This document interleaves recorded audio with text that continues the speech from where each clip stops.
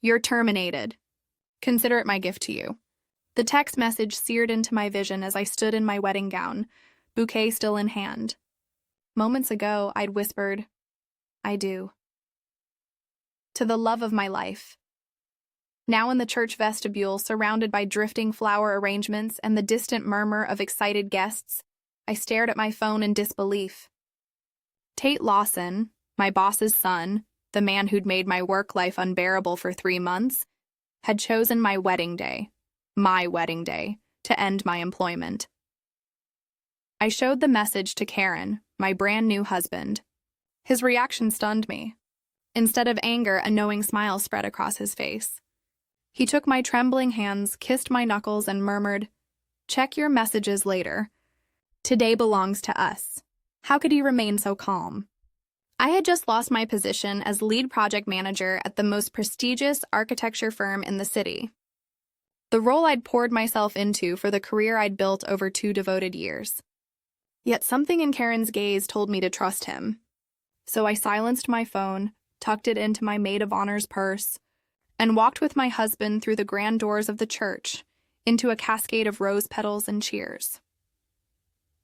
3 hours later, during our first dance, Nima, my maid of honor, rushed over with wide eyes. "Waverly, your phone won't stop buzzing. You have 108 missed calls."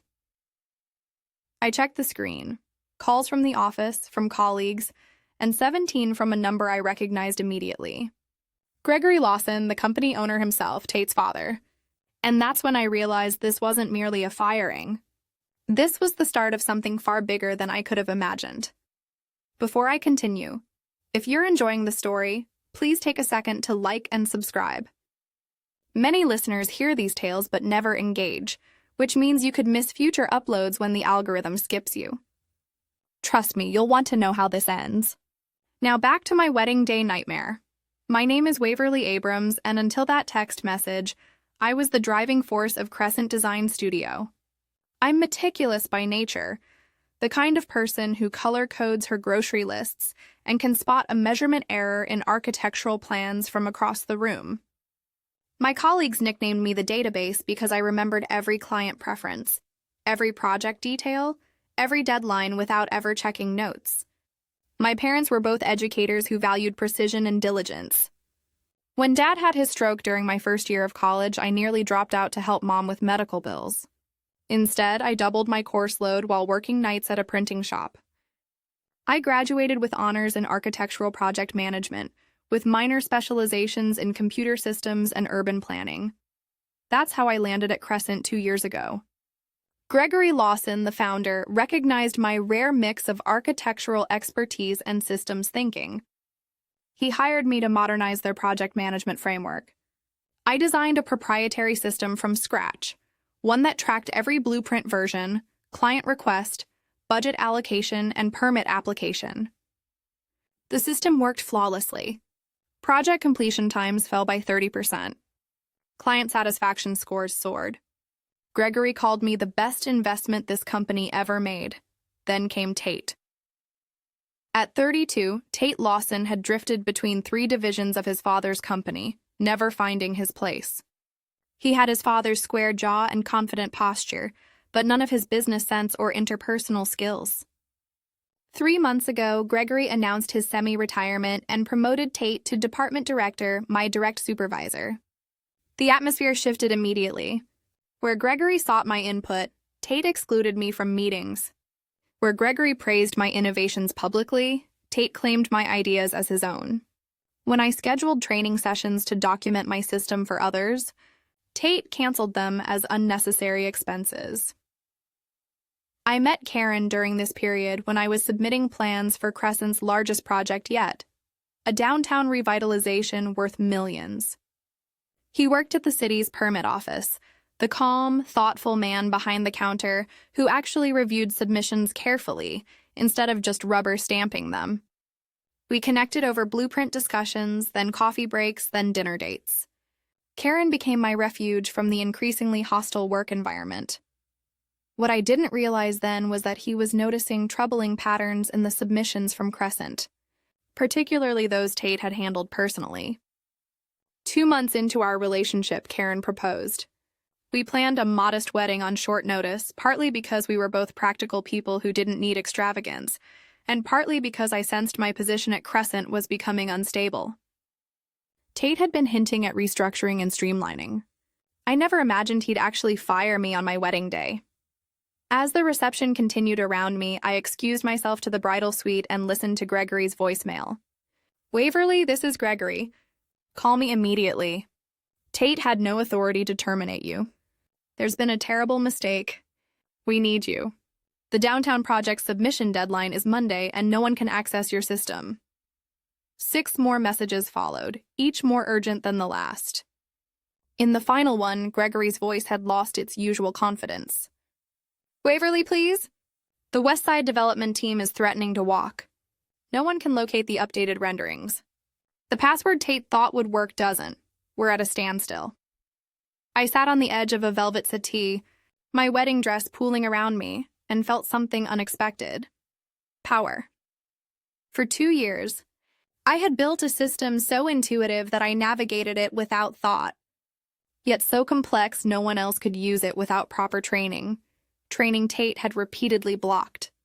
I was the only person who fully understood every function, shortcut, and failsafe. On what should have been the worst professional day of my life, I held every advantage. Karen found me staring at my phone, careful not to wrinkle my dress, and quietly revealed that Tate had been altering plans after the engineering team signed off.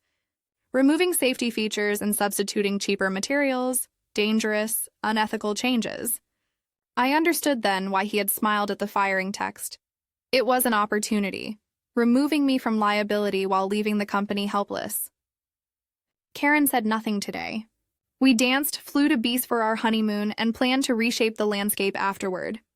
By midnight, I had 212 missed calls, which I ignored as Gregory's messages evolved from urgent to desperate to practically begging, offering triple salary, then partial ownership. All declined. Karen understood this was never about money. It was about respect. Inspired by him, I created my own consulting firm, Precision Protocol Consulting, with the city planning department as my first client. When Gregory called, desperate, I calmly informed him I was no longer available for employment, but would hire his firm, implementing new verification protocols that inevitably exposed Tate's alterations. Tate was blacklisted. Crescent Design Studio lost millions, and Gregory even suffered a minor heart attack from the stress. My business thrived with multiple municipal contracts. Karen received a promotion, and we bought our first fixer-upper. Exactly 1 year after my wedding, a thick cream envelope arrived at my office. A handwritten letter from Gregory Lawson. "Dear Waverly," it began. "Some debts can never be fully repaid, but acknowledgement is the first step toward atonement. I've spent this year rebuilding what my son and my own negligence destroyed. Tate has completed a professional ethics program and now works in a junior role under strict supervision. He understands the gravity of his actions. Crescent has new leadership and protocols. We've overhauled every system, every submission process. We are a different company now. I'm writing to ask if you would consider meeting with me, not to return. I understand that bridge is indeed ash, but to consult on our new systems to ensure we never fail the public trust again. Whether you accept or decline, please know my respect for you has only grown. You were right to stand your ground, right to protect the public, right to demand better. With sincere regret and admiration, Gregory Lawson." I showed the letter to Karen that evening. "What do you think? Should I meet with him?" Karen considered it carefully. "What would be your purpose? Closure, vindication, professional curiosity?" I pondered. "All of those, I suppose, and maybe to see if genuine change is possible." "Then you have your answer," he said. I scheduled the meeting for the following week. When my assistant told me Gregory requested the meeting take place at Crescent's offices rather than mine, I nearly canceled. Returning felt like stepping backward, but curiosity won. At arrival, the receptionist, a new face, greeted me unusually warmly. "Miss Abrams, Mr. Lawson is waiting in the main conference room." Walking the hallways, I noticed changes. New faces, new energy, new systems on screens, evidence they'd truly started over. The conference room door was open. Inside, not only Gregory, but Tate sat stiffly beside him. Gregory rose to greet me. Tate remained seated, eyes fixed on the table.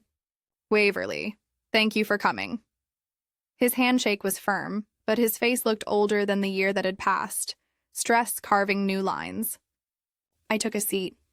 "Your letter was unexpected, as was the education of this past year," Gregory replied, glancing at his son. "But necessary." Tate finally looked up. The arrogance I remembered was gone, replaced by something unfamiliar, humility, or its closest approximation. "I owe you an apology," he said quietly. "What I did was unprofessional, vindictive, and potentially dangerous. There's no excuse." His words sounded rehearsed, but the shame coloring his face seemed genuine. "Apology noted," I replied, neither accepting nor rejecting it outright. Gregory cleared his throat. "There's more." He slid a folder across the table. "This company has been rebuilt from its foundation. New safety protocols, new review processes, new leadership. Tate is no longer in management. He's relearning the business properly from the ground up." I opened the folder. Inside was a detailed overview of their new systems, impressively thorough, along with a consultant contract offering a substantial fee for my review and recommendations. "We're not asking you to come back," Gregory clarified. "Just to evaluate our new approach to ensure we've truly changed." As I scanned the documents, Tate suddenly stood. "There's something else." His voice cracked slightly. He left, returning moments later with a smaller envelope, which he placed before me with shaking hands. Inside was a check for exactly the amount of my entire wedding, down to the last flower arrangement. "How did you know this figure?" I asked suspiciously. "Your wedding planner is my cousin's best friend," Gregory admitted. I asked for the total. I wanted precision. Tate spoke again, steadier this time. "Consider it our gift to you, the one I claimed to be giving when I had no right." A flash of anger surged. Did they really think money could fix this? That they could buy their way back into ethical standing? Before I could respond, Tate placed a small USB drive beside the check. "This also belongs to you. It's the entire project management system you created, all passwords and access points included. We've managed to recreate basic functionality, but it's never worked properly without you. It's yours to take or delete." I stared at the tiny drive, feeling the weight of 2 years' work condensed into something I could hold between my fingers. The system I had built with care, weaponized against me when Tate prevented others from learning it. In that moment, looking at these two men, one broken by his own failings, the other humbled by consequences, I realized something profound about revenge. Sometimes it comes without you having to deliver it yourself. Sometimes the greatest vengeance is surviving, thriving, and watching others reckon with the mess they've made. I closed the folder. "I'll review your proposals and respond within the week. My fee will be triple your initial offer, paid in advance. My team needs complete access and full transparency." Gregory nodded immediately. "Agreed. And one more condition." I looked directly at Tate. "You personally will complete every training module I assign. No matter how basic or time-consuming, you'll learn every aspect of proper project management, ethical submission practices, and regulatory compliance. You'll become the company's foremost expert on doing things the right way." Color drained from Tate's face, but he nodded. "Yes, I understand. Then we might have something to discuss." I gathered my belongings and paused at the door. "Oh, and Gregory, the check is unnecessary. Seeing your son learn integrity will be gift enough." I left them sitting there, the check untouched, and walked out of Crescent Design Studio with my head high. But this wasn't the end. It was where the real transformation began. That evening, Karen and I discussed the meeting over dinner, when my phone pinged with a news alert. Crescent's competitor, the firm handling the downtown project, was under investigation for bribery, allegedly paying officials to fast-track approvals despite serious design flaws. "Did you know about this?" I asked. He shook his head. "The investigation just opened today. State level, not city. I stared at the phone. Mind racing. If Crescent's competitor fell, the project would be in limbo. Millions in development funds idle, workers losing jobs, and years of promised revitalization stalling. Maybe this is why Gregory reached out now, Karen suggested. He must have known this was coming. He's positioning Crescent to retake the project. The realization hit like a thunderbolt. I wasn't being courted out of respect or regret.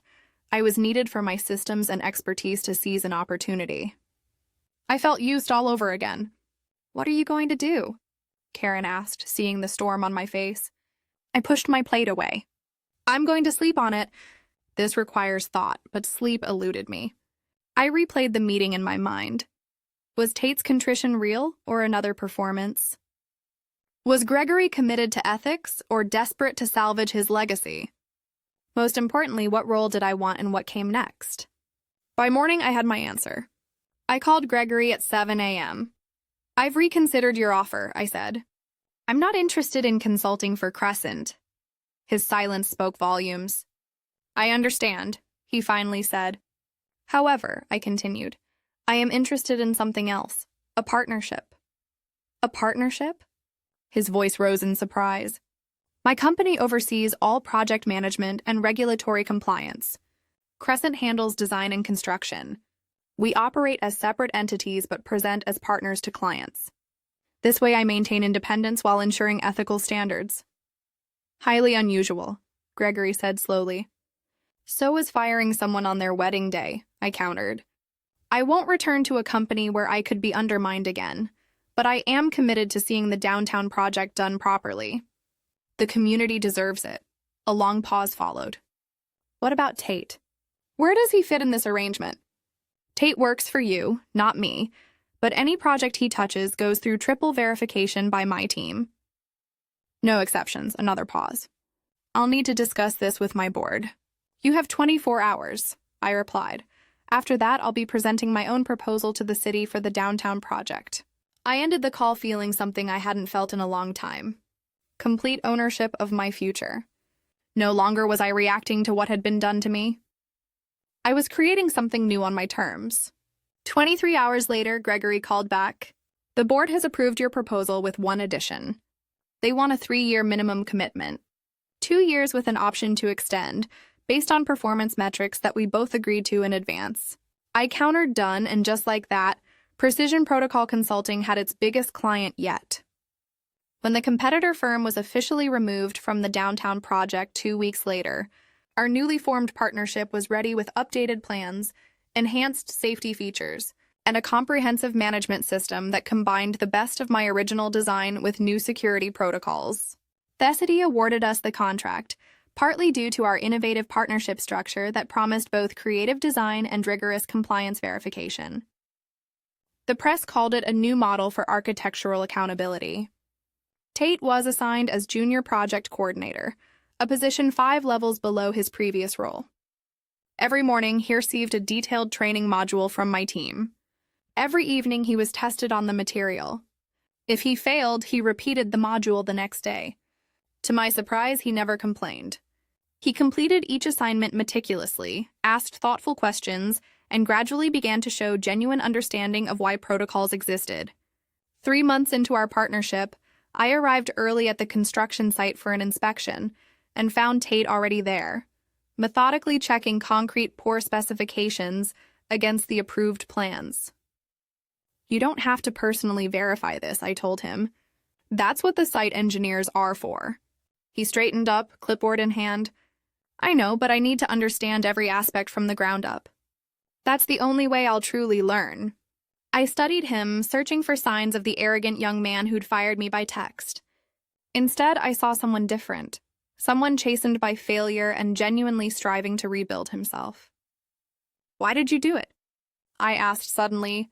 Why fire me on my wedding day specifically? Tate flinched but held my gaze. Because I knew you were right about everything. The training programs, the safety concerns, the need for better documentation, and I couldn't stand it. Couldn't stand that you'd built something so essential that even my father respected you more than me. So you tried to hurt me at my most vulnerable moment. He nodded, shame evident in his posture. I thought I'd feel powerful. Instead, I watched everything collapse. The system, nobody could navigate, the projects nobody could track. My father's face when he realized what I'd done. He swallowed hard. I destroyed in one moment what might have been the best mentorship I could have had. His words hung in the morning air between us. Unexpectedly genuine. You can't undo the past, I said finally. But you're right about one thing. I would have been a good mentor. I still could be if you earn it. Hope flickered across his face. How? By becoming the kind of professional who puts safety and integrity above ego. By learning every aspect of this business properly. By admitting when you don't know something instead of hiding it. I can do that, he said with quiet determination. I will do that, I nodded. Then let's start with these poor specifications. Show me what you found. For the next hour, I walked him through proper verification procedures, explaining ration rather than just rules.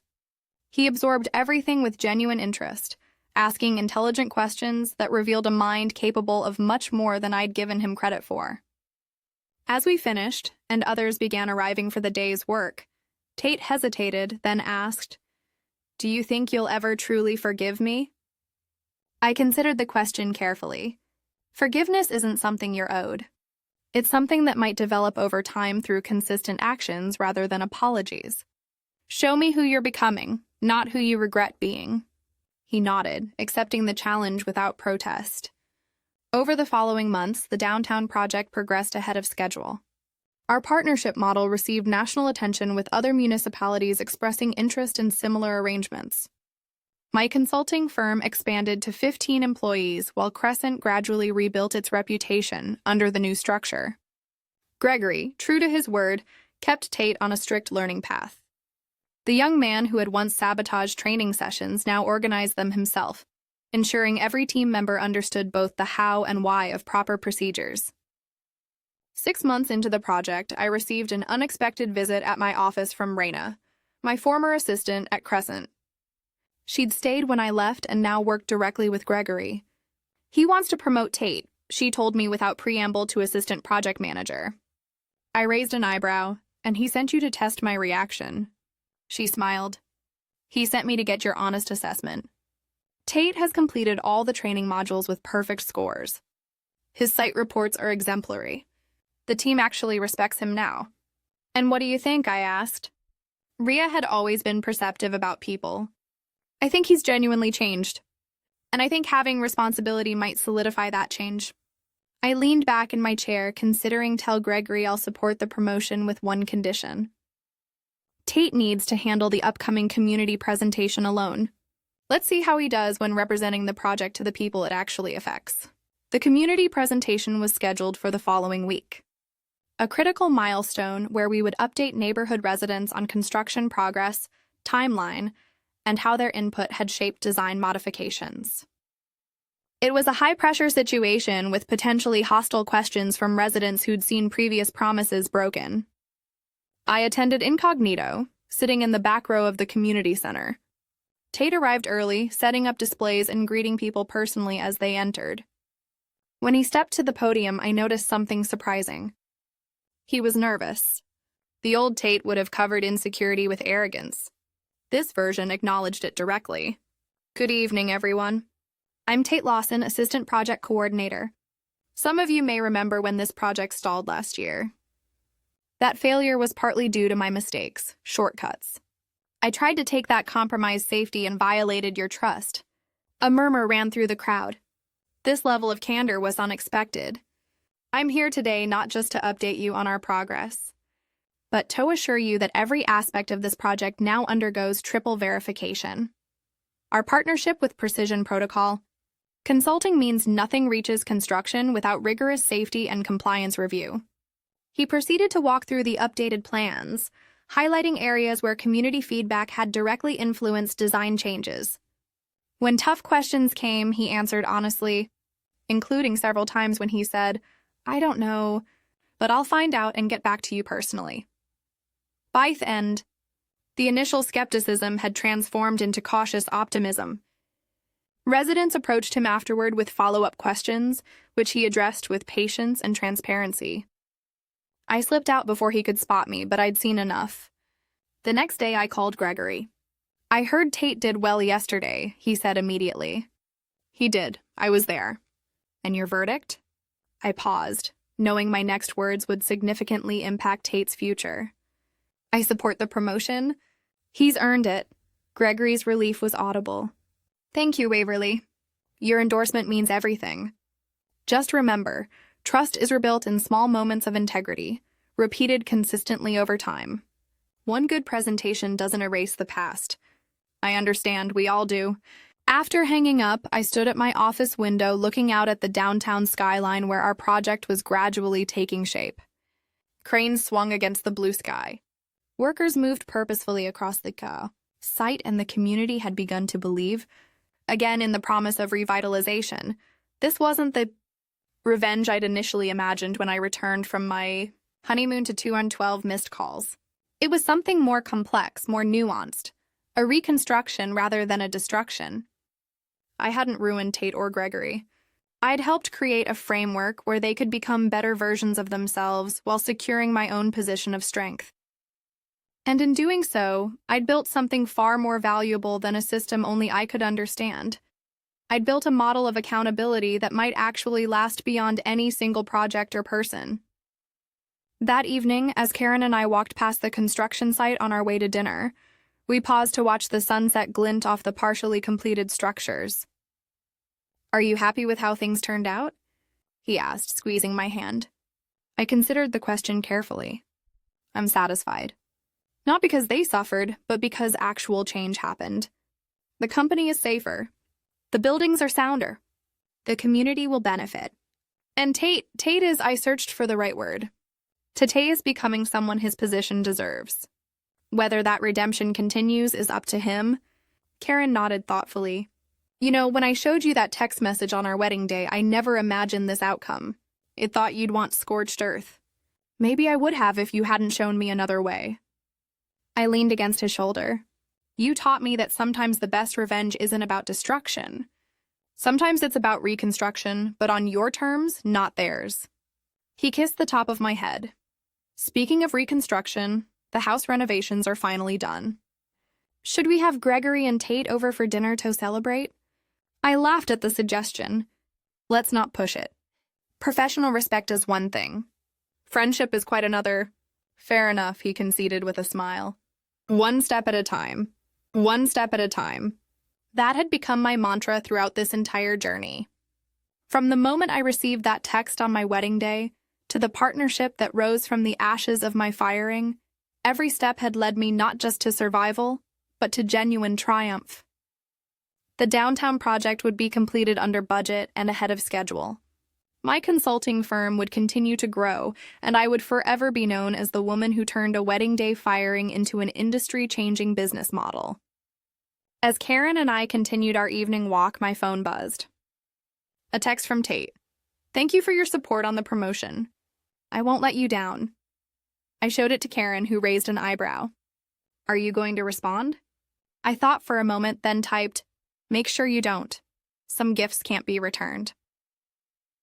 As I hit send, I realized the text had arrived exactly 1 year to the day after his gift to me on my wedding day.